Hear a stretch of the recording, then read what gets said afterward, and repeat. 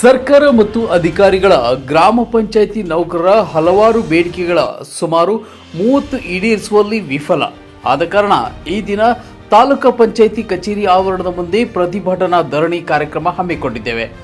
ಗೌರವಾನ್ವಿತ ಜಿಲ್ಲಾ ಗೌರವ ಅಧ್ಯಕ್ಷರು ಗಾಂಧಿನಗರ ನಾರಾಯಣಸ್ವಾಮಿ, ಜಿಲ್ಲಾಧ್ಯಕ್ಷರು ಅವರ್ ನಾರಾಯಣ, ಜಿಲ್ಲಾ ಖಜಾನ್ಸಿ ಬಿಎಲ್ ಕೇಶವರಾವ್, ಅಧ್ಯಕ್ಷರು ಶಿವಶಂಕರ್, ಕಾರ್ಯದರ್ಶಿ ರಾಮೇಗೌಡ, ಖಜಾನ್ಸಿ ಕೆಎಸ್ ಶಿವಣ್ಣ ಹಾಗೂ ಪ್ರತಿಭಟನಾ ಹಿರಿಯ ಮುಖಂಡ ನವೀನ್ ಕುಮಾರ್ ಹೀಗೆ ಹಲವಾರು ಜನಸಾಮಾನ್ಯರು, ಪಂಚಾಯಿತಿಯ ಎಲ್ಲ ನೌಕರ ಮಿತ್ರರು ಹಾಗೂ ಎಲ್ಲ ಪಂಚಾಯಿತಿ ಅಭಿವೃದ್ಧಿ ಅಧಿಕಾರಿಗಳು ಪರವಾಗಿ ರಮೇಶ್ ಕುಮಾರ್ ಅವರು ಪ್ರತಿಭಟನಾ ಧರಣಿ ಕಾರ್ಯಕ್ರಮದಲ್ಲಿ ಮನವಿ ಪತ್ರ ನೀಡಿದರು.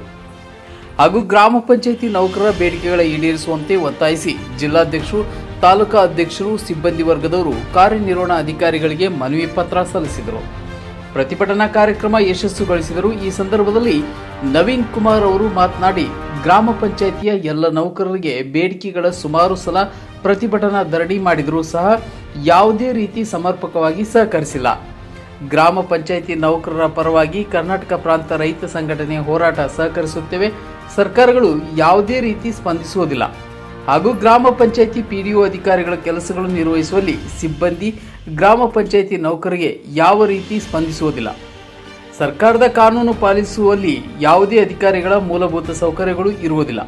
ಕೆಲವೊಂದು ಪಂಚಾಯಿತಿ ಸಿಬ್ಬಂದಿಯವರಿಗೆ ಸುಮಾರು 10 ತಿಂಗಳಾದರೂ ವೇತನ ಬಾಕಿ ಇಟ್ಟುಕೊಂಡು ಅವರ ಕುಟುಂಬ ಜೀವನದ ಬಗ್ಗೆ ಗಮನ ಹರಿಸಿಲ್ಲ. ಹೀಗೆ ಹಲವಾರು ವಿಚಾರಗಳನ್ನು ತಿಳಿಸಿದರು.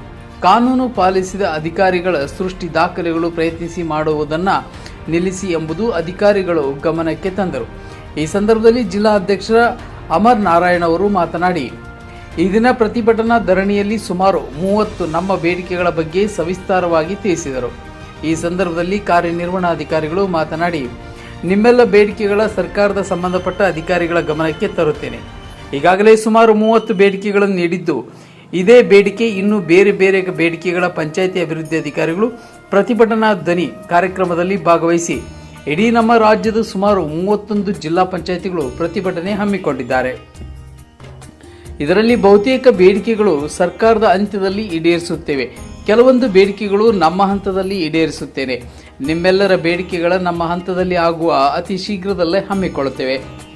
ನಿಮ್ಮ ಬೇಡಿಕೆಗಳ ಮನವಿಯನ್ನ ಸಂಬಂಧಪಟ್ಟ ಅಧಿಕಾರಿಗಳ ಗಮನಕ್ಕೆ ತತ್ಕ್ಷಣ ಈ ದಿನವೇ ತಲುಪಿಸುತ್ತೇವೆ ಎಂಬುದಾಗಿ ಪ್ರತಿಭಟನೆಯಲ್ಲಿ ಸಭೆಯಲ್ಲಿ ಕಾರ್ಯನಿರ್ವಹಣಾಧಿಕಾರಿಗಳು ಆಶ್ವಾಸನೆಯನ್ನು ವ್ಯಕ್ತಪಡಿಸಿದರು. ಶೀಘ್ರದಲ್ಲಿ ಎಷ್ಟು ದಿನದಲ್ಲಿ ಅವರಿಗೆ ಒಂದು ಪ್ರತಿಫಲ ಸಿಗುತ್ತೆ ಅಂತ ಹೇಳಿ ಒಂದು ನಂಬಿಕೆ ಅದೊಂದು ಹೇಳಿ ಸರ್. ಅಲ್ಲ, ನನ್ನ ಹಂತದಲ್ಲಿ ಆಗ್ತಕ್ಕಂಥವಕ್ಕೆ ಈವನ್ ಸಂಜೆ ಅಷ್ಟರಲ್ಲಿ ಇವರಿಗೆ ನಾನು ಸ್ಪಂದಿಸಬಲ್ಲೆ.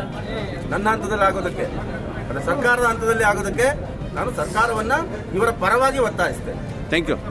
ಹಣವನ್ನ ಅಲ್ಲಾರು ಜನಪ್ರತಿನಿಧಿಗಳಾಗಿ ಆಯ್ಕೆ ಬಂದಿರ್ತಾರೋ ಅವರ ಪಾಕೆಟ್ ಮನೆಯಾಗಿ ಇವತ್ತು ವರ್ಗಾವಣೆ ಆಗ್ತಾ ಇದೆ.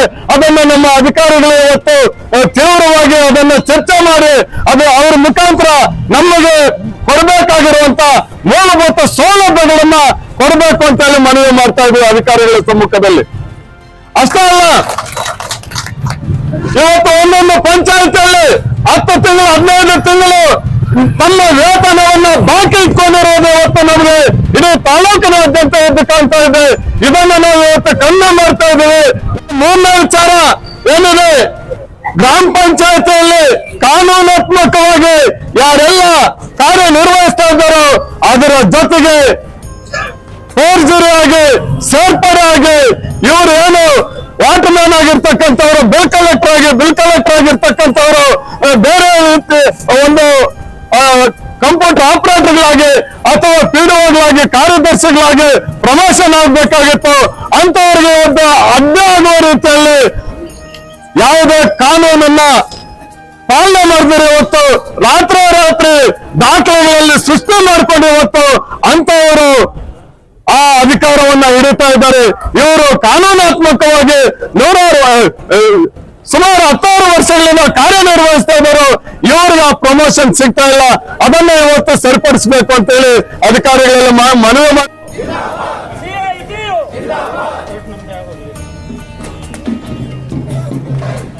ಗ್ರಾಮ ಪಂಚಾಯತಿ ನೌಕರ ಸಂಘಕ್ಕೆ, ಗ್ರಾಮ ಪಂಚಾಯತಿ ನೌಕರ ಸಂಘಕ್ಕೆ, ಗ್ರಾಮ ಪಂಚಾಯತಿ ನೌಕರ ಸಂಘಕ್ಕೆ CITU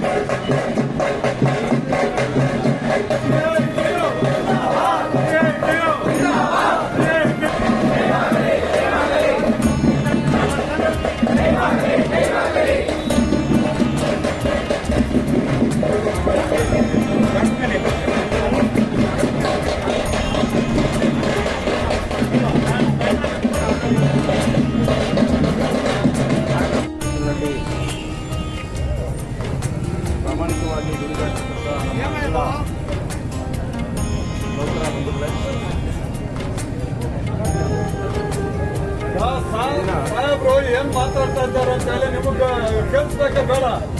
ನೀವು ನಿಶಬ್ದವಾಗಿದ್ರೆ ತಾವು ಮಾತಾಡೋದು ನಿಮ್ಗೆ ಕೇಳಿಸ್ತದೆ. ಪಟ್ಟಿ ಮಾಡಿ ಸುಮಾರು 30 ಬೇಡಿಕೆಗಳನ್ನು ಪಟ್ಟಿ ಮಾಡಿ ಈ ಬೇಡಿಕೆಗಳನ್ನು ಈಡೇರಿಸಬೇಕು. ಈ ಬೇಡಿಕೆಗಳನ್ನು ಈಡೇರಿಸಿದರೆ ನಮ್ಮ ಏನು ಬದುಕು ಹಸನಾಗ್ತದೆ ಅಂತ ಹೇಳಿ ಇವೆಲ್ಲ ತೀರ್ಮಾನ ಮಾಡಿ ಇವತ್ತು ತಾಲೂಕು ಪಂಚಾಯತಿ ಕಚೇರಿ ಮುಂದೆ ಒಂದು ಸಾಂಕೇತಿಕ ಪ್ರತಿಭಟನೆಯನ್ನು ಮಾಡಿ ಈ ಒಂದು ಬೇಡಿಕೆಯ ಪ್ರತಿಯನ್ನು ನನ್ನ ಕೈಗೆ ಕೊಟ್ಟಿದ್ದೀನಿ. ಗ್ರಾಮ ಪಂಚಾಯತಿ ನೌಕರರ ಬೇಡಿಕೆಗಳು ಇವತ್ತು ನೆನ್ನೆದಲ್ಲ, ಇದು ಬಹಳ ದಿನದಿಂದ ಇರ್ತಕ್ಕಂಥದ್ದು ಅಂತ ನೀವೇ ಕೂಡ ಹೇಳಿದ್ದೀರಿ.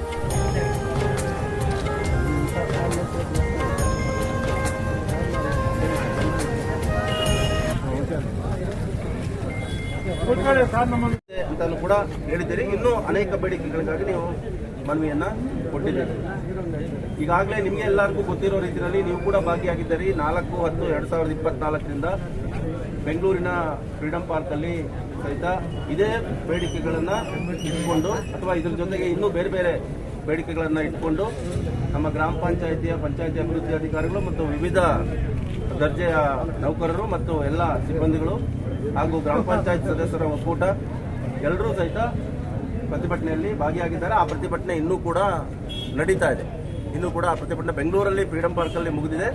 ಆದರೆ ಈಗ ಆ ಪ್ರತಿಭಟನೆ ಸದ್ಯಕ್ಕೆ ಜಿಲ್ಲಾ ಹಂತಕ್ಕೆ ಅದು ಸ್ಥಳಾಂತರ ಆಗಿದೆ. ಈಗ ಜಿಲ್ಲಾ ಪಂಚಾಯಿತಿಯ ಮುಂದೆ ಎಲ್ಲ ಪ್ರತಿ 31 ನಮ್ಮ ರಾಜ್ಯದ 31 ಜಿಲ್ಲಾ ಪಂಚಾಯಿತಿ ಮುಂದೆ ನಮ್ಮ ನೌಕರ ಬಂಧುಗಳು ಪ್ರತಿಭಟನೆಯನ್ನು ಇವತ್ತಿಂದ ಅಲ್ಲಿ ಪ್ರಾರಂಭ ಮಾಡಿದ್ದಾರೆ. ಇದರಲ್ಲಿ ಪಟ್ಟಿಯಾಗಿರ್ತಕ್ಕಂಥ 30 ಇದರಲ್ಲಿ ಬಹುತೇಕ ಬೇಡಿಕೆಗಳು ಸರ್ಕಾರದ ಹಂತದಲ್ಲಿ ತೀರ್ಮಾನ ಆಗಬೇಕಾಗಿರ್ತಕ್ಕಂಥ ಬೇಡಿಕೆಗಳಿದ್ದಾವೆ. ನಮ್ಮ ಹಂತದಲ್ಲಿ ಆಗ್ತಕ್ಕಂಥ ಯಾವುದೇ ಬೇಡಿಕೆ ಇದ್ರು, ಯಾವುದೇ ಮನವಿ ಇದ್ರು ಅದನ್ನು ನಾವು ಈಡೇರಿಸ್ಕೊಡ್ತೀವಿ. ನಿಮಗೆ ಏನು ನಿಮ್ಮ ಗ್ರಾಮ ಪಂಚಾಯತಿ ಮಟ್ಟದಲ್ಲಿ ಆಗ್ತಾ ಇರ್ತಕ್ಕಂಥ ನೀವು ಹೇಳ್ತಾ ಇದ್ರಿ, ನಿಮ್ಮ PDOಗಳಿಂದ ಕಿರುಕುಳ ಇದೆ, ಮತ್ತು ಜನಪ್ರತಿನಿಧಿಗಳಿಂದ ಕಿರುಕುಳ ಇದೆ, ಮತ್ತು ನಮಗೆ ಅಗತ್ಯ ಕೆಲವು ಪರಿಕರಗಳು ಬೇಕಾಗಿದೆ, ಏನದು ಶೂ ಬೇಕಾಗಿದೆ, ಗ್ಲೌಸ್ ಬೇಕಾಗಿದೆ, ಇಂಥದ್ದನ್ನು ನಮ್ಗೆ ಕೊಡ್ತಾ ಇಲ್ಲ, ಟಾರ್ಚ್ ಬೇಕಾಗಿದೆ, ಇಂಥದ್ದನ್ನು ನಮ್ಗೆ ಕೊಡ್ತಾ ಇಲ್ಲ, ಮತ್ತು ನೀವು ಯಾರು ಹೇಳಿದ್ರಲ್ಲ ಇದರೆಲ್ಲ ಹೇಳಿದ್ರಲ್ಲ ನಿವೃತ್ತಿ ಆದವರಿಗೆ ಅದು ಉಪದಾನವನ್ನು ಸರಿಗೆ ಕೊಡ್ತಾ ಇಲ್ಲ, ಮತ್ತು ಅನುಮೋದನೆಗೆ ಬಾಕಿ ಇರ್ತಕ್ಕಂಥ ಫೈಲ್ಗಳನ್ನು ಕಳಿಸೋದಕ್ಕೆ ನಿಮ್ಮ ಹತ್ರ ಹಣಕ್ಕಾಗಿ ಬೇಡಿಕೆ ಇಡ್ತಾ ಇದ್ದಾರೆ ಅಂತಲೂ ಕೂಡ ನೀವು ಹೇಳಿದ್ದೀರಿ. ಈ ಏನು ಮನವಿಗಳಿದ್ದಾವೆ, ಬೇಡಿಕೆಗಳಿದ್ದಾವೆ, ಇವುಗಳಿಗೆ ನಮ್ಮ ಹಂತದಲ್ಲೇ ಸ್ಪಂದಿಸ್ತಕ್ಕಂಥ ನಮ್ಮ ಸರ್ಕಾರಗಳು ನಮ್ಮ ಸರ್ಕಾರದ ಅಧೀನದಲ್ಲಿ ಕೆಲಸ ಮಾಡ್ತಾ ಇರ್ತಕ್ಕಂಥ ಜಿಲ್ಲಾ ಪಂಚಾಯತಿ, ತಾಲೂಕ್ ಪಂಚಾಯತಿ ಮತ್ತು ಗ್ರಾಮ ಪಂಚಾಯತಿ ಅಧಿಕಾರಿಗಳು ಇದನ್ನ ಜಾರಿ ಮಾಡಲಿಕ್ಕೆ ಮುಂದಾಗಬೇಕು ಅಂತ ಹೇಳಿ ವಿನಂತಿ ಮಾಡ್ತಾ ಇದ್ದೇವೆ. ಬಂಧುಗಳೇ, ದುಡಿದು ಗ್ರಾಮ ಪಂಚಾಯತಿ ನೌಕರ ಅನುಮೋದನೆ ಬಾಕಿ ಇದೆ.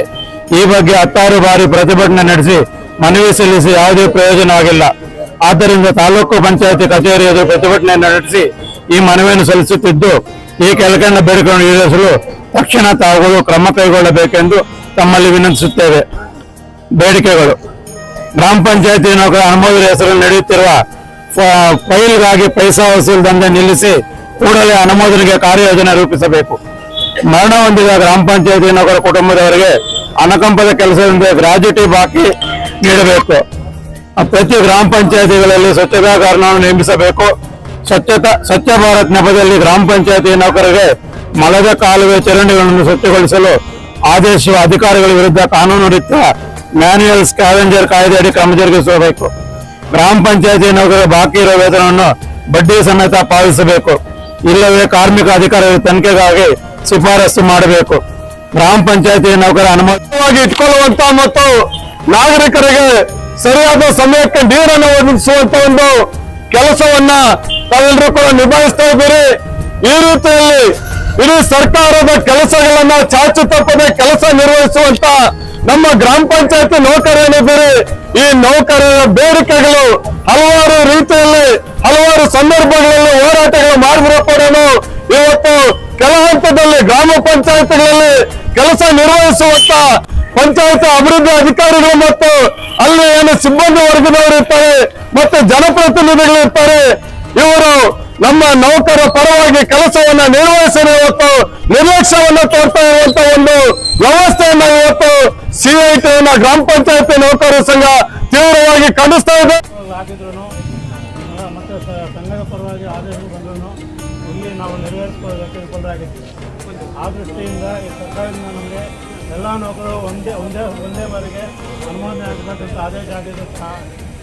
TPSನಿಂದ ಜಿಲ್ಲಾ ಪಂಚಾಯತಿಗೆ ಇವೇ ಹೋಗಿಲ್ಲ, ಮತಗಳೇ ಕಳಿಸಿಲ್ಲ. ಆ ಉದ್ದೇಶದಿಂದ ನಾವು ಇವತ್ತು ಇಲ್ಲಿ ಕೂತ್ಕೊಂಡು ಧರಣಿ ಮಾಡ್ತಾ ಇದ್ದೀವಿ.